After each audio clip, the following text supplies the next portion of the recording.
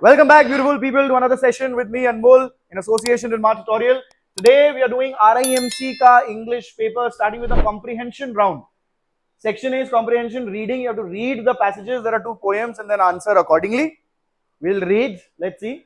The Beaver. I'm going to read it for you. Try following it along with me and see if you can answer the questions. Yes? Are you ready?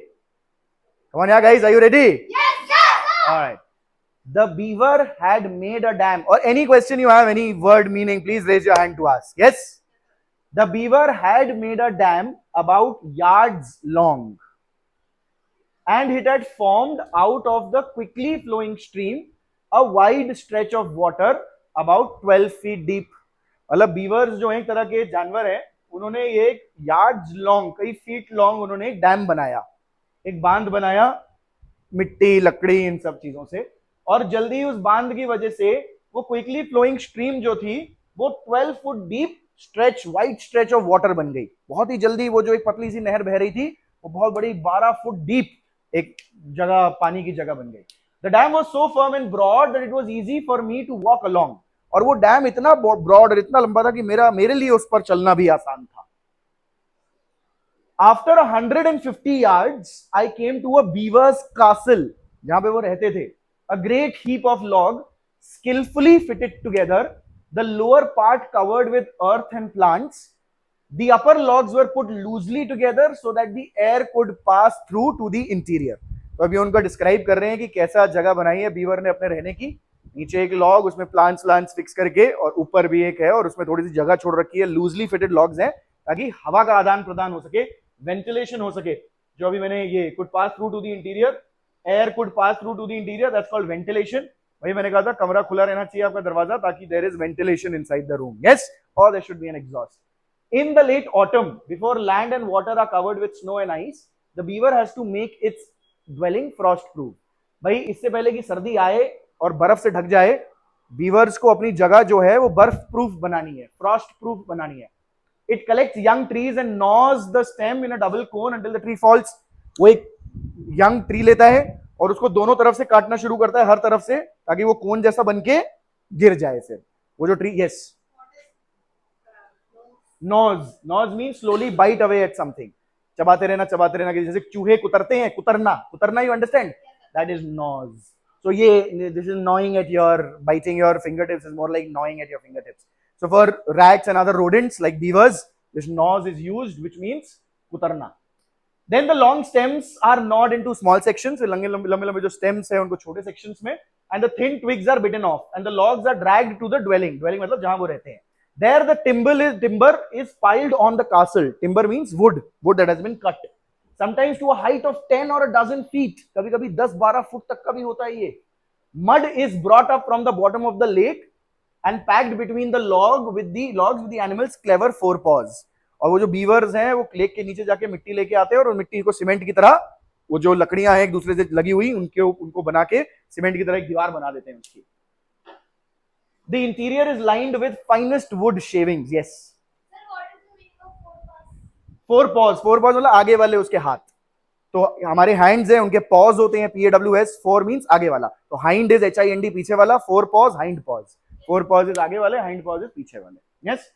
अच्छा, उनको वो लोग क्या करते हैं, अंदर से वुड शेविंग्स, मतलब लकड़ी के जो थोड़े थोड़े उन्होंने कुतरा हुआ होता है, जो कुतर के लकड़ी के भूसा बुरादा जो बनाए, उस बुरादे से वो अंदर उसको लगा देते हैं। अच्छा, why do you think they do that?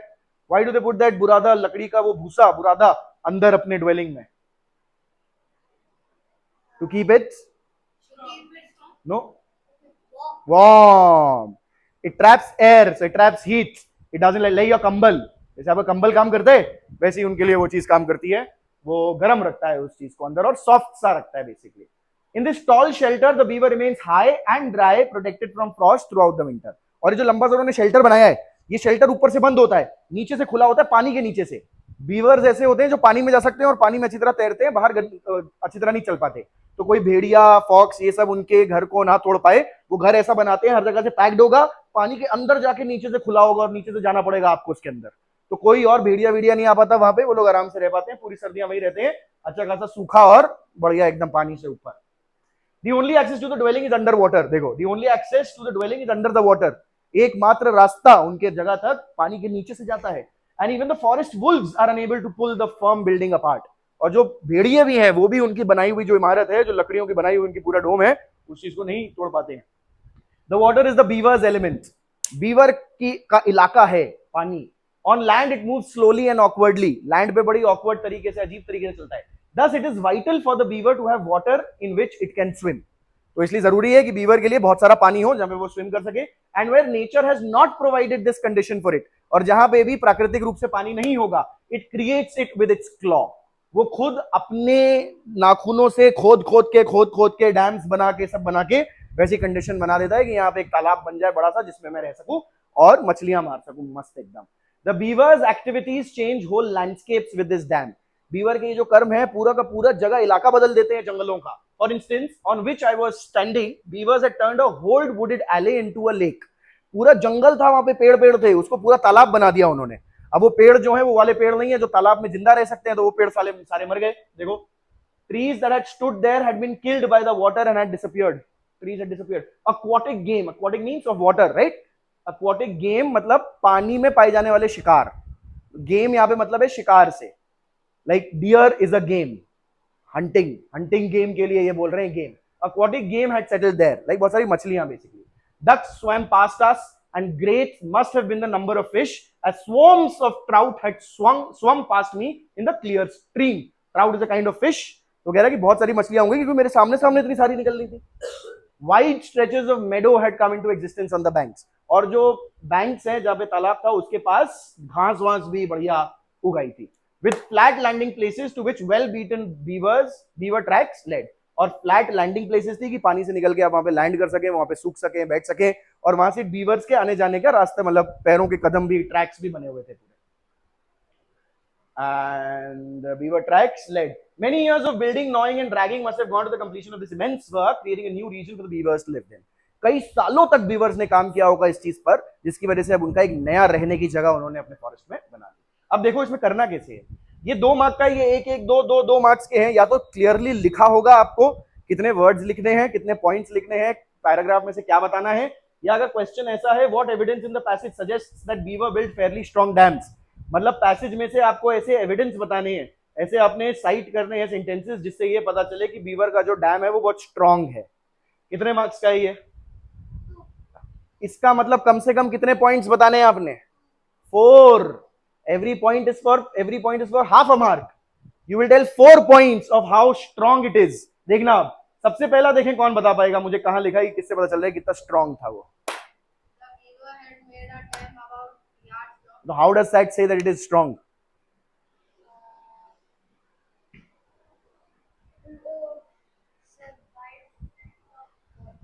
It collects the young trees and gnaws the. No, इससे भी नहीं पता चल रहा कि डैम स्ट्रॉन्ग है। कोई भी इकट्ठा करता रहे पेड़, उसका मतलब ये थोड़ी ना कि जो भी बनाएगा उससे वो स्ट्रॉन्ग होगा। पहले पैराग्राफ में ही एक पॉइंट है बेटा, देखो। That where are your specs? Do you wear specs? You don't.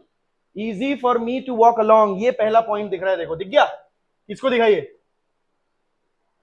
Firm and broad, it was easy for me to walk along. भैया मैं उसके ऊपर चल रहा था, डैम के ऊपर मैं ही चल रहा था, मतलब स्ट्रॉन्ग है। पहला पॉइंट दिख गया। दूसरा पॉइंट बताओ, यहां पे एक और पॉइंट है।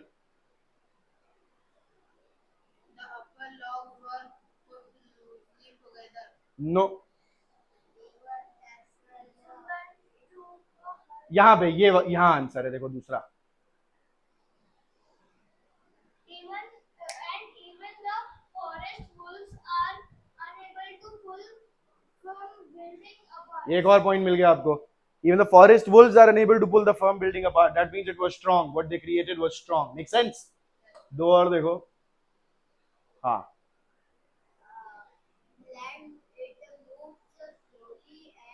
देखो एक तो ये है formed quickly flowing stream, a wide stretch of water about 12 feet long. It had formed out of the quickly flowing stream, a wide stretch of water about 12 feet deep was formed. ये पहला point है। दूसरा point, it was easy for me to walk along. तीसरा point, forest wolves were unable to pull the firm building apart. और तीसरा point, चौथा point, standing beavers they turned the whole wooded area into a lake. पूरा wooded area जो था उसको उन्होंने तालाब बना दिया. इतना स्ट्रॉन्ग डैम था कि पानी उसको उसकी वजह से कलेक्ट होता रहा, कलेक्ट होकर तालाब ही बन गया. वो जो छोटी सी नहर बह रही थी उस नहर पे ऐसा डैम उन्होंने लगाया, उस नहर का उन्होंने पूरा तालाब बना दिया. Do you understand what happened? You see the 4 points. अगला देखो, how does a beaver ensure that it's castle is well ventilated. एक मार्क है, इसमें 2 पॉइंट लिखने चाहिए पर है एक ही पॉइंट लिखा हुआ तो कुछ कर नहीं सकते. हाँ tell. It collects young trees and gnaws the stem in a double cone until the tree. No.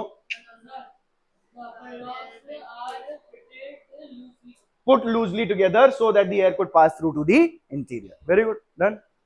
पहले लिखा था ये देखो, upper clause put loosely together.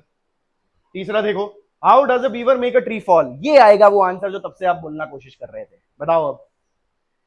They cut down the Trees trees and from. gnaws the stem in a double cone until the tree falls. Yes, that's it. ये है देखो, how does a beaver make a tree fall. और याद रखिएगा question के wording के हिसाब से आंसर लिखेंगे.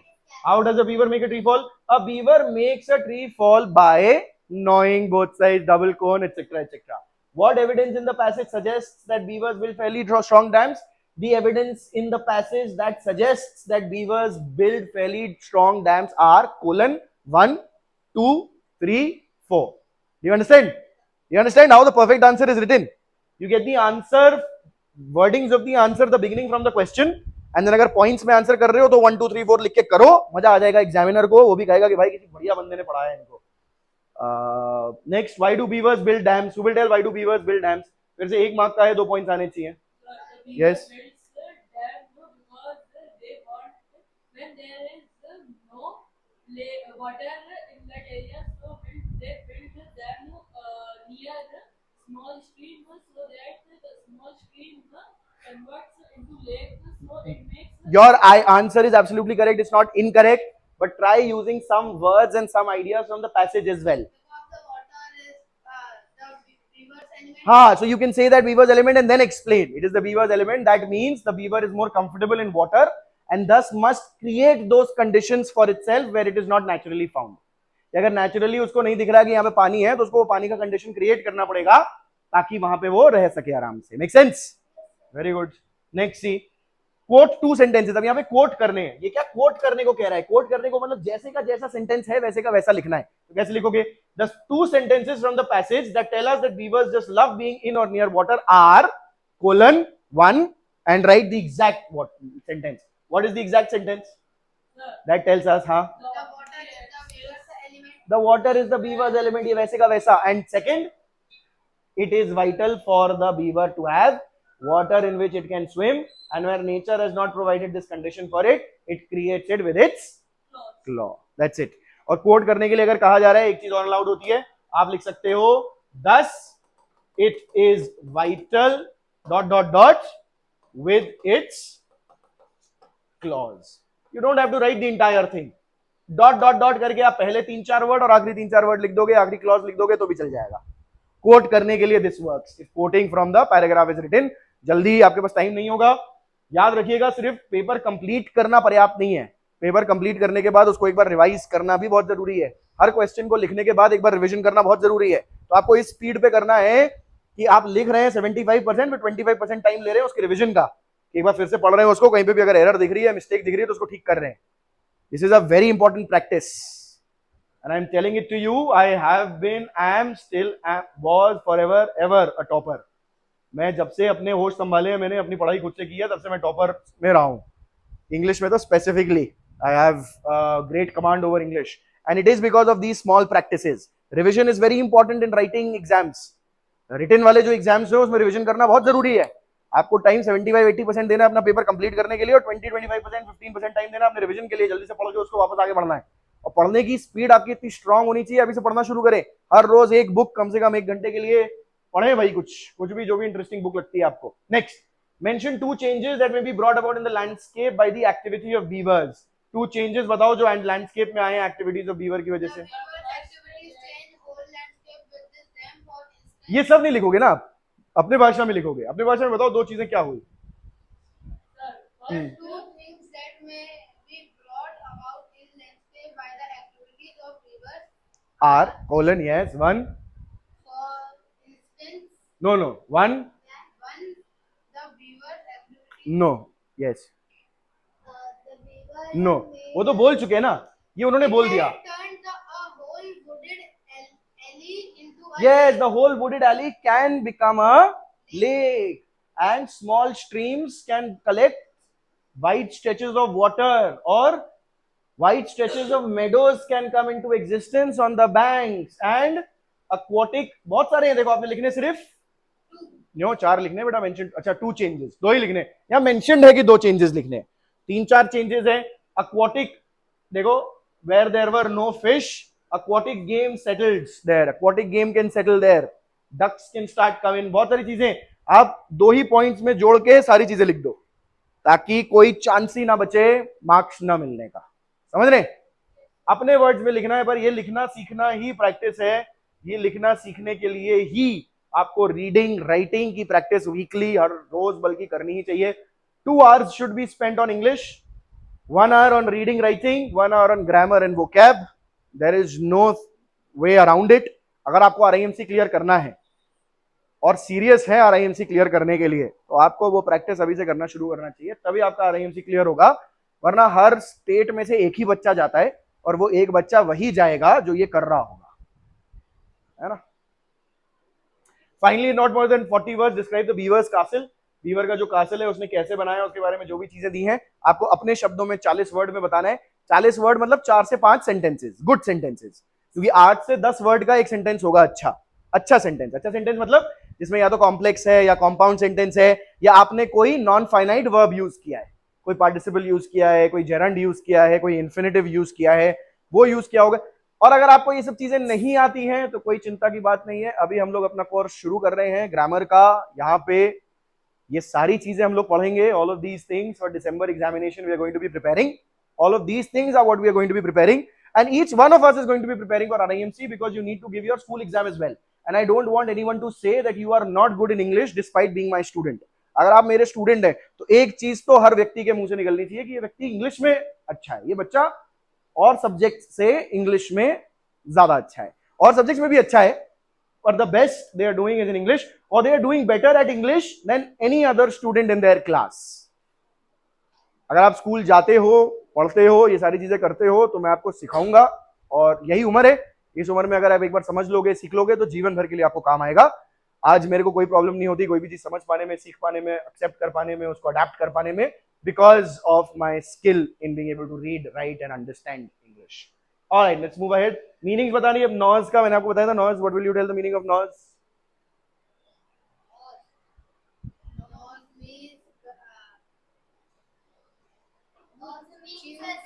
Gradually bite off at something. You can say that. Slowly bite off at something. At something. Slowly bite off at something. और slowly bite something off. Bite off something भी कर सकते हो, bite something off भी कर सकते हो, bite off at something भी कर सकते हो. Access. What is the meaning of access? To get into something. Key. Sort of. Yes, it is close. But what is the meaning? It is close. Very close. To go inside or to. If you need to enter something, So you can't say all of that. See, they've written only one word answer or short phrases will be accepted. Only one word answer or short phrases will be accepted. Don't drag your feet, beta. Lift your feet while walking. Lift. Yes. Access means to have control over something, or to be able to use something.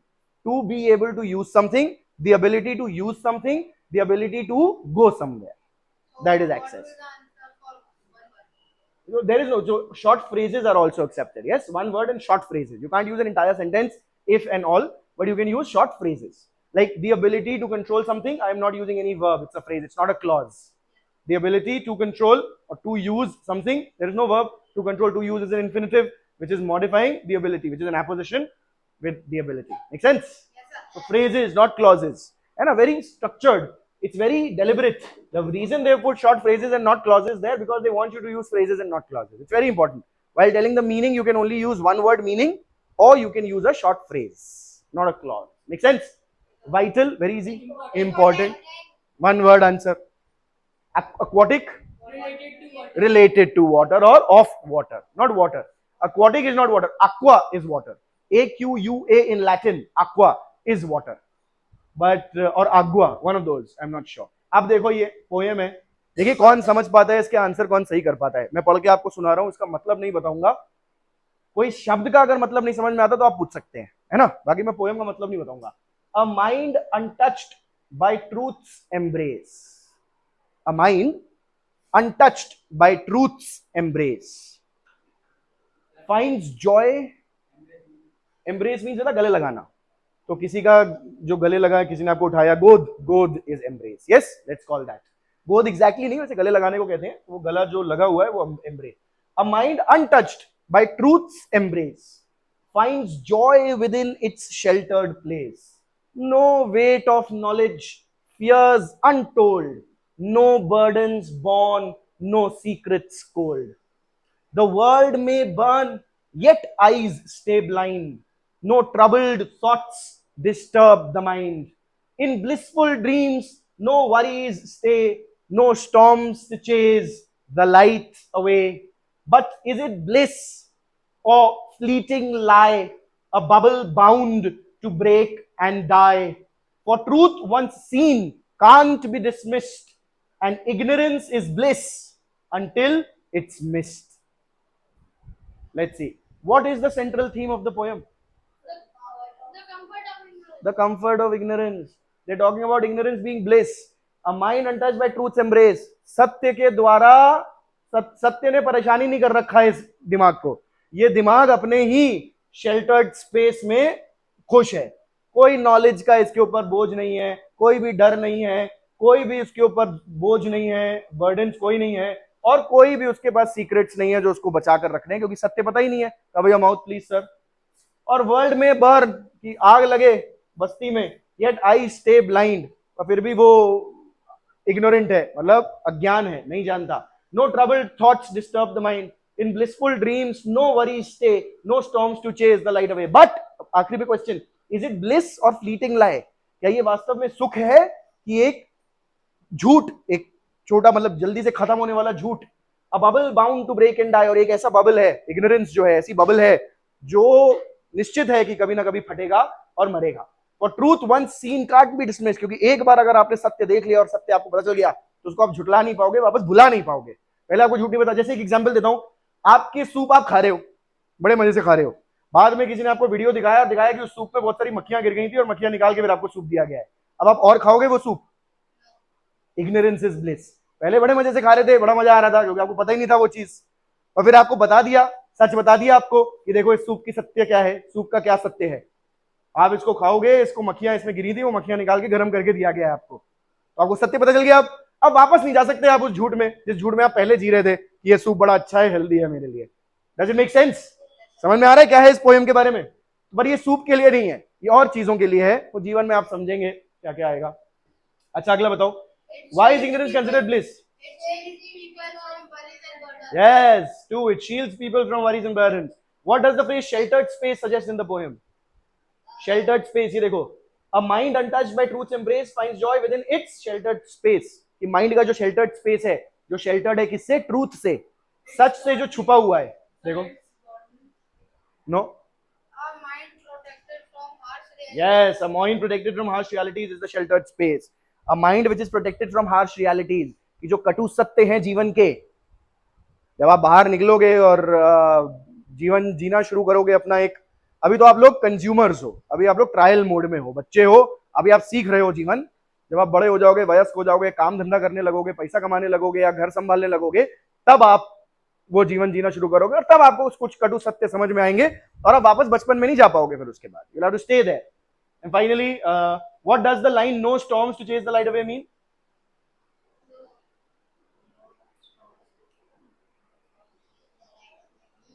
Ignorance creates an illusion of very good. Ignorance creates an illusion of safety, no storms to chase the light away. कोई भी ऐसा बवंडर हमारे मन में नहीं है जो हमारी मन की शांति की रोशनी को भगा सके। क्यों? क्योंकि हम लोग इग्नोरेंस में है। वो एक इल्यूजन क्रिएट कर रहा है, वो एक मिथ्या क्रिएट कर रहा है कि सब कुछ सेफ है, सब कुछ अच्छा है, सब कुछ सही है, जो कि नहीं है।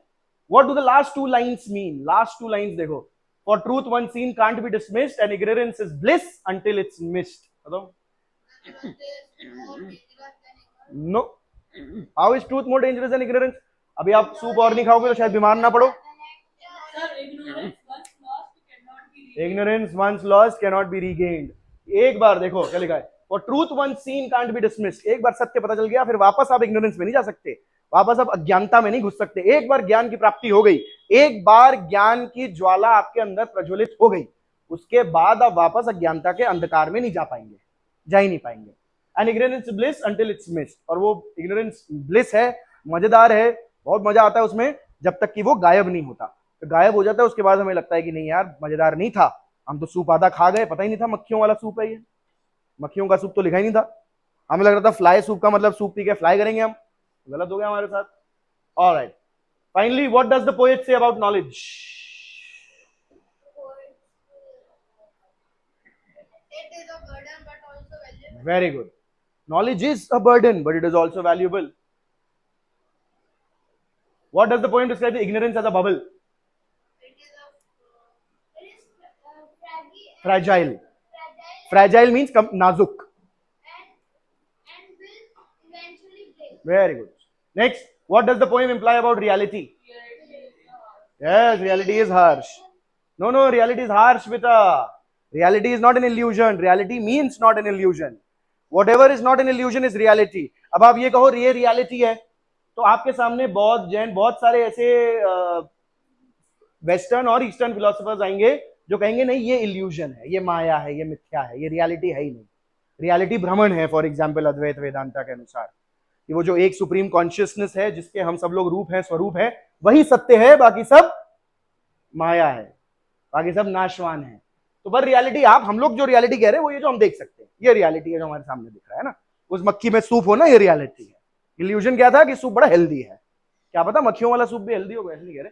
मक्खियों के कबाब बनते हैं कहीं कीनिया विनिया में, कहीं कीनिया तो नहीं, किसी अफ्रीकन कंट्री में तो बनते हैं मक्खियों और मच्छरों के कबाब. नहीं, चाइना को जरूरत नहीं है, they already have very weird things to eat. वहां पे एक्चुअली कमी है खाने की और मच्छर मक्खी बहुत ज्यादा है, तो वो गीला करके एक बर्तन को उसको ऐसे घुमाते हैं, उसमें मक्खी मच्छर सब फंस जाते हैं, तो उनको पूरा स्कूप करके उनकी टिक्कियां बना के उसको फ्राई कर देते हैं. Thank you. Very good. Very good. Very good for you to have seen that. And finally, what is the deeper message of the poem? We missed one. बताओ, what tone does the poem take towards ignorance?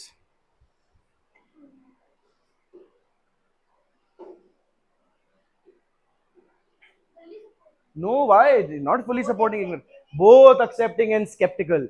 Skeptical मतलब questioning. जहां आप question कर रहे हो किसी चीज को कि ये सही है कि नहीं है, तो वो एक्सेप्ट भी कर रहा है इग्नोरेंस को, कह रहा है कि हाँ इग्नोरेंस ब्लिस है, मजा आता है, बहुत अच्छा लगता है, नहीं पता होता अगर आपको कोई चीज तो उसमें सुख शांति, आपको चैन मिल सकता है उसमें. परंतु स्केप्टिकल भी है कि क्या ये सही में है ब्लिस, कि बस एक छूटता हुआ धोखा है, भागता हुआ धोखा है और जल्दी खत्म हो जाएगा और सत्य एक बार नजर आ गया उसके बाद आप आंखें बंद नहीं कर पाएंगे अपनी. और finally what is the deeper message of the poem? Very good. Knowing the truth can be painful but it is necessary. आप झूठ में नहीं जी सकते हमेशा. अब ये नेक्स्ट पोएम, इसके भी पोएम रीड करके क्वेश्चंस के आंसर्स करने हैं. Let's read it together. No ties of blood, no spoken vow. ना खून का कोई रिश्ता है, ना वचन की कोई बात है. Yet in our heart a kinship now. फिर भी हमारे दिल में एक हमदर्दी, एक साथ है, एक साथ की भावना है. A shared smile, a helping hand, across all lines we understand. कि एक मुस्कान और एक हाथ जो हेल्प करता है, ये हर देश का व्यक्ति समझता है. मुस्कान और सहायता हर व्यक्ति समझता है. Through laughter, bright and cheerful days, the silence strength in countless ways. और हंसी और दुख के माध्यम से और उसके बीच में होते हुए एक बहुत शांत सी एक ताकत है, बहुत अन्य, बहुत विभिन्न, नाना प्रकार के, एकदम अनगिनत, असंख्य तरीकों से दिखती है. We lift each other when we fall, answering to a common call. हम एक दूसरे को उठाते हैं. एक कॉमन कॉल, हम सब लोगों का एक कॉमन कॉल है अपना जीवन में कुछ बेहतर बनने का. Though tongues may differ, views may vary, a single spirit we all carry. हमारी भाषा अलग हो सकती है, हमारे रंग अलग हो सकते हैं, पर अंदर हमारे जो एक स्पिरिट है, आत्मा है, वो एक है. पर in the depths of every soul a brother's love can make us whole. क्योंकि हर किसी की आत्मा के भीतर किसी बंधुजन का प्रेम आपको पूर्णता दे सकता है, संपूर्ण बना सकता है. No room for hate, no space for strife, but gentle kindness giving life. कोई जगह नहीं है घृणा का कोई भी जगह नहीं है, लड़ाई की, but gentle kindness giving life, और एक बहुत सभ्य विनम्र दया जीवन प्रदान करती हुई। टैपेस्ट्री ऑफ हार्ट्स एंटवाइंड, और दिलों की जो है वो दिल जो है वो एक दूसरे से मिले हुए हैं। The brotherhood of all mankind. Let's bridge the gaps, the walls tear down, wear compassion's golden crown.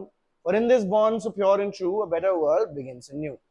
आओ चलो मिलकर हमारे बीच में जो दूरियां हैं उनके ऊपर ब्रिज बनाएं, उनको कम करें, जो दीवार बना रखी है उनको गिराएं, और कंपैशन का गोल्डन क्राउन, एक दूसरे के प्रति सहानुभूति का जो स्वर्ण क्राउन है, ताज है, उसको पहने। और in this bond so pure and true, क्योंकि ये जो हमारा बॉन्ड है ह्यूमैनिटी का, इंसानियत का, ना प्योर और ट्रू है। A better world begins new, इसके माध्यम से एक नया जीवन, एक नया दुनिया बनती है। Central theme message of this poem, central theme message of the poem is about humanity. You can talk about various things, that how though we are all different, but there are things that bind us together. How are we different? We are different in the language, we are different in race. थोड़ा अलग अलग word use कर लेना उनके लिए। देखो 2 mark का है, 4 पॉइंट्स बताएंगे, 2 चीजें में जिसमें हम लोग अलग हैं, लैंग्वेज में और रेस में, और कैसे फिर भी हम एक दूसरे से बंधे हुए हैं कि हर जगह हर किसी को काइंडनेस, देखो ये शेयर्ड स्माइल और हेल्पिंग हैंड मतलब काइंडनेस समझ में आती है, और हर कोई एक दूसरे के प्रति एक सद्भावना रखता है। Explain in your own words what brotherhood means according to this poem. Brotherhood क्या है भाई? Brotherhood for all mankind, the tapestry of hearts entwined, मतलब दिलों का मिला होना, और साथ में दूरियां कम होना, बीच के जो अंतर हैं उनको हटा देना। Wear compassion's golden crown, and we are wearing compassion, to wear compassion, to have compassion for each other, to have positive feelings towards each other and want to help each other in this bond, and with this wanting to start the world anew is what brotherhood is about.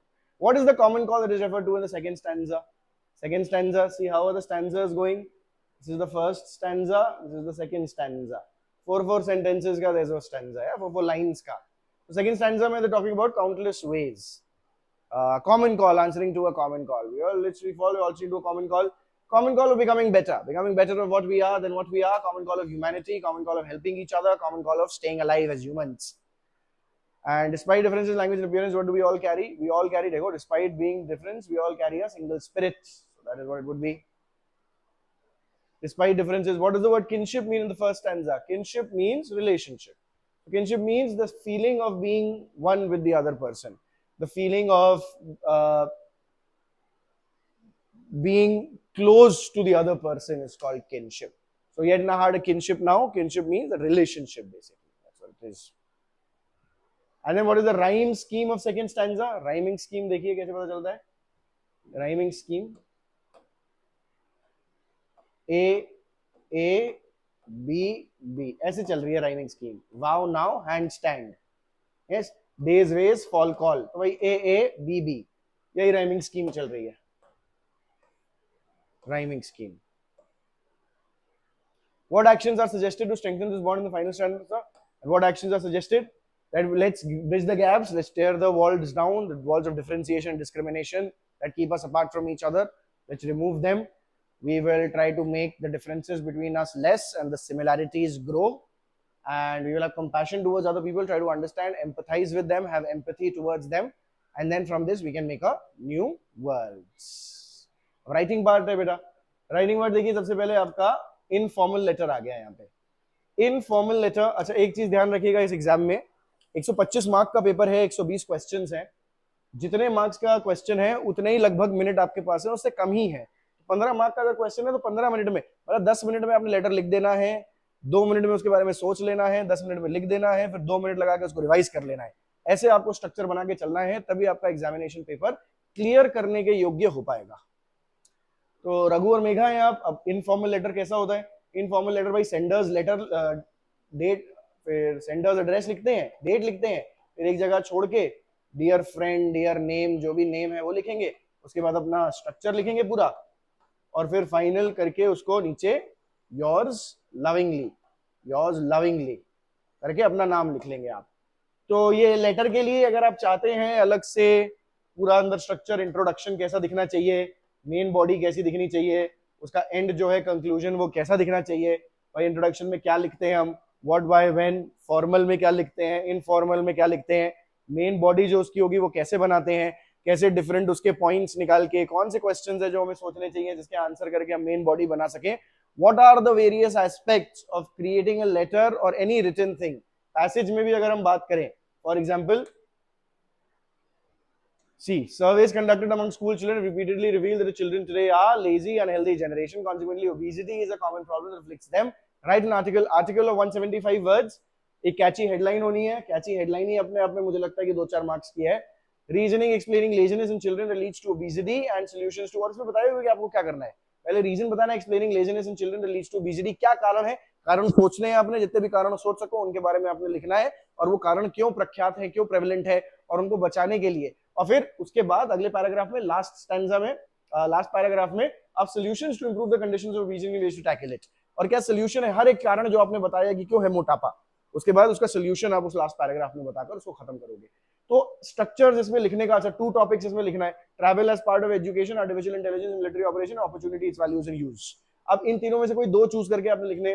देखो 2 ज्यादातर इसमें ऐसे knowledge driven होते हैं जो current affair से related होंगे, एक करंट अफेयर से रिलेटेड होगा, एक आपका general travel as part of education, मतलब उसमें करंट अफेयर्स की जरूरत नहीं है, और एक ऐसे होगा आपकी अपनी सोच। ये पूरा हार्ड टॉपिक है, इसमें आपकी अपनी पूरी सोच जाएगी, इसमें थोड़ा ब्रेन और बुक है, इसमें मोस्टली बुक है।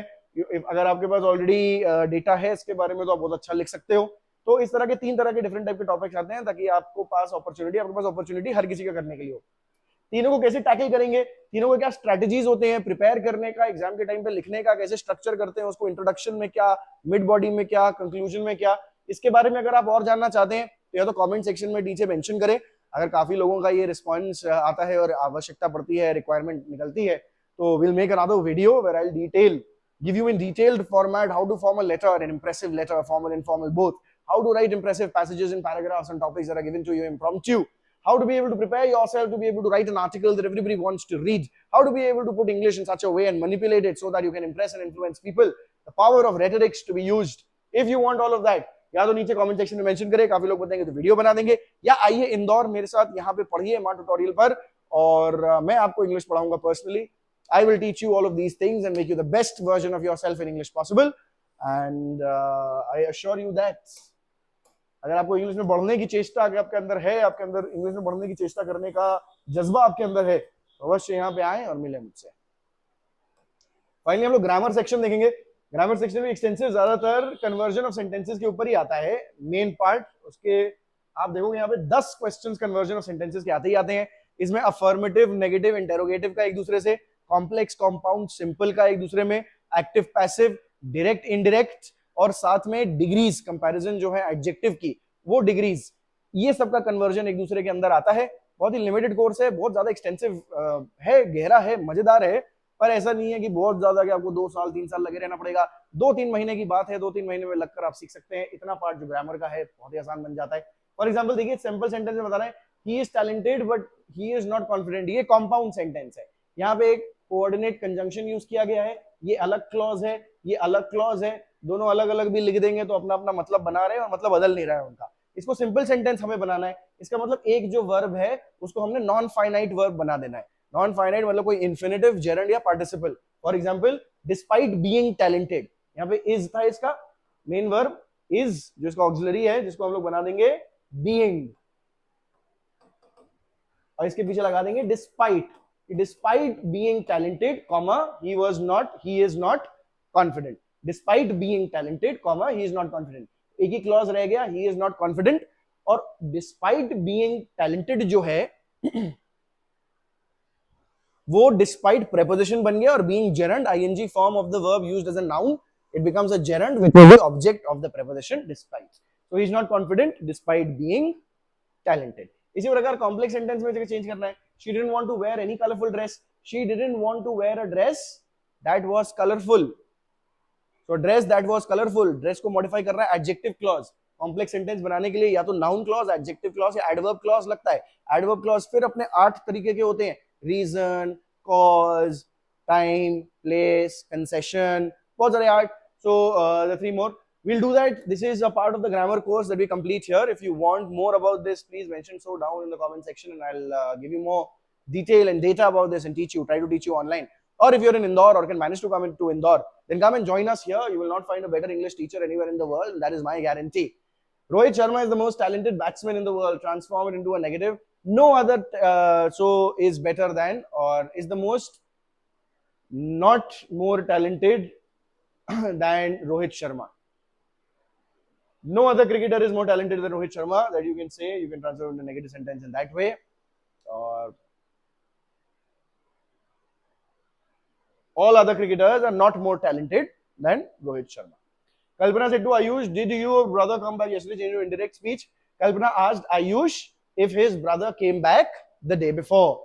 तो ये direct to indirect conversion देखो, negative affirmative, compound complex simple, जैसे मैंने आपको बताया, active passive, negative interrogative, direct indirect, indirect से indirect बनानी है कि Sudhir said that he would have bought a car if he had wanted. Sudhir said I will buy a car, or I would buy a car if I wanted. I would buy a car if I wanted. Would have bought, perfect tense बन गया, इसको past बना देंगे. Would buy a car. I would buy a car if I wanted. Opposite चलेगा इसमें. He knew why she was angry with him. Change to passive voice. He knew. So why she was angry with him was known to him. So why she was angry with him will become the entire subject, because here it is the object of knew. This is a complex sentence. This is acting as a noun clause. So why she was angry with him was known to him. Were they being welcomed by her? Change into active voice. Were they welcoming her? Were they being welcomed by her? Was she welcoming them? Were they being welcomed by her? Her, she becomes the subject. Was she welcoming them? He likes to change into a negative interrogative. Does he not like to study with other people? So no, he likes to study alone in a quiet place. Fill in the blanks. Let's see. You may as well stay at home. You may. So may is the correct answer here. You may as well stay at home. That means इससे बेहतर तो ये होगा घर पे रुक जाओ. He dash always come home whenever he felt hungry. He would always come home whenever he felt hungry. तो जब भी उसको he would always come home, ये past, he used to come home always, ऐसा used to वाला would ये past habitual action बता रहा है कि जब भी भूख लगती थी घर आ जाता था. He would always come home whenever he felt hungry. It is surprising that he dashed play for his country that he should play. Yes, it is surprising that he should play for his country till the age of 45. I dash admit initially I wasn't happy with your performance. I must admit, yes, if the party is boring you can always leave. May always leave. You can always leave. यहाँ capability की बता रहे हैं कि आप capable हैं जाने के लिए. Underline one, improve the expressions. No child must be rejected education. Denied, yes, denied education. He had better listened. He had better listened to what she said. He had better heard. He had better played. He had better listened to what she said. Many are called, little are chosen. Few are chosen. Many are called, few are chosen. He wanted to be the best in the class. So did she. He will likely spend time with his parents. He will probably spend. Yes, chances are very high. He is likely to spend time with his parents. He'll probably hoga ya to. Choose the meaning of the following phrases from the given options. So now we have to choose the meanings from these options. Be in clover. Be in clover means have a prosperous life. Chew the fat means to talk casually with someone for extended periods of time. Long या बतिया रहे हैं, गपशप कर रहे हैं बिना किसी जल्दी के. Go under the knife. It means to undergo surgery. If you're undergoing surgery, that will be go under the knife. Water off a duck's back. मतलब कान में जू न रेंगना. Like something that has no impact. And a slap on the wrist is a mild punishment.